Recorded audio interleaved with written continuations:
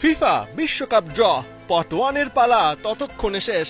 জানা হয়ে গেছে ব্রাজিল এবার আছে সি গ্রুপে। এ পর্যন্ত সব ঠিকঠাকই ছিল, কিন্তু চোখ তখনই কপালে উঠল যখন মার্কিন বাস্কেটবল তারকা শাকিল ওনিল ব্রাজিলের অপোনেন্ট হিসেবে তুললেন মরক্কোর নাম।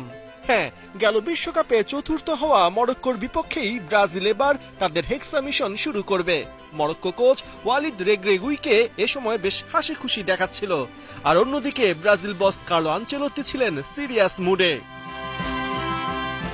মরক্কো কোচের খুশি হবার কারণ তো আছেই। গেল বিশ্বকাপের পরপরই ওরা ব্রাজিলকে ঘরের মাটিতে 2-1 গোলে হারিয়েছিল, সেই স্মৃতি যে এখনো তাজা। 2026 বিশ্বকাপে তাই ব্রাজিল মরক্কোর পাশাপাশি হাইতি আর স্কটল্যান্ডকে নিয়ে গঠিত সি গ্রুপকেই ধরা হচ্ছে গ্রুপ অফ ডেথ হিসেবে। তবে গ্রুপ অফ ডেথ আছে আরো একটা, গ্রুপ এল, যেখানে দুই জায়ান্ট ইংল্যান্ড আর ক্রোয়েশিয়া এক গ্রুপে, আছে ঘানা আর পানামাও।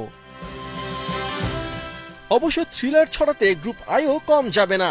এই গ্রুপে এমবাপের ফ্রান্স আর হালান্ডের নরওয়ের সাথে আছে সেনেগাল।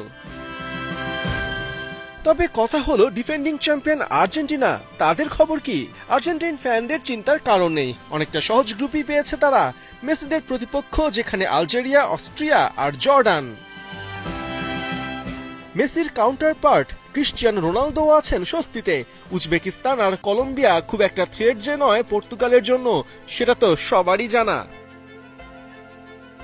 আর্জেন্টিনা, ব্রাজিল ছাড়াও বাংলাদেশের ফুটবল ফ্যানদের বড় একটা অংশ আবার জার্মানির সাপোর্টার। বলা যায় এবারের বিশ্বকাপে তাদেরও হাত কামড়াতে হতে পারে।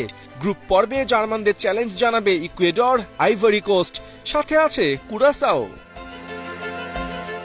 এদিকে সৌদি আরবকে যদি জায়ান্ট কিলার হিসেবে ধরা হয়, তবে স্পেন কিন্তু বিপদে পড়তে পারে। কেননা এইচ গ্রুপে শুধু সৌদি নয়, লামিন ইয়ামালদের সামলাতে হবে উরুগুয়ে আর কেপ ভার্দের মতো দলকে। সব মিলে এবারের ফিফা ড্র জুনে শুরু হতে যাওয়া বিশ্বকাপের উত্তাপের পারদ আরো এক দফা চড়িয়ে গেল।